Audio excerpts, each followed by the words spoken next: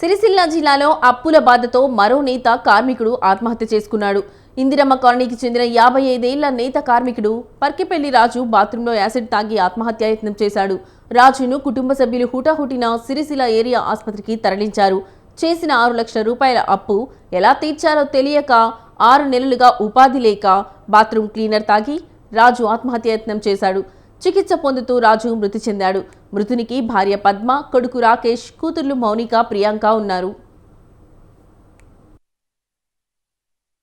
ఇబ్బందుల వల్ల సరైన ఉపాధి లేక, వర్క్ లేక గత 5 నెలల నుంచి 6 నెలల నుంచి వర్క్ లేక ఖాళీగా ఉన్నారు. ఈ అప్పుల వలన మా చెల్లెల పెళ్లి, నా పెళ్లి మా నాన్ననే చేశారు.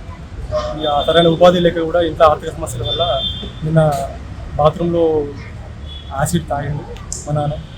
తాగి ఈరోజు 11 గంటల 15 నిమిషాల వరకు చనిపోయాడు. ప్రభుత్వం ఏమైనా దయతలిచిన ఆర్థికంగా ఆదుకోవాలనుకుంటున్నాను. నాకు 6 లక్షల దాకా అప్పు ఉంటుంది సార్. సరైన ఉపాధి లేక ఒకటి చెల్లెల పెళ్లి చేసి కొంచెం అందరి పెళ్లి చేసి నా పెళ్లి కూడా మా నాన్ననే చేసింది. నాకు కొడుకు పుట్టింది. ఆర్థికంగా ఇబ్బంది 6 లక్షలు బాగున్నాయి. దీనివల్ల మనస్తాపానికి గురై అప్పులు ఎట్లా దింపాలో అర్థం కాక ఈ సరైన ఉపాధి లేక బలవన్మానం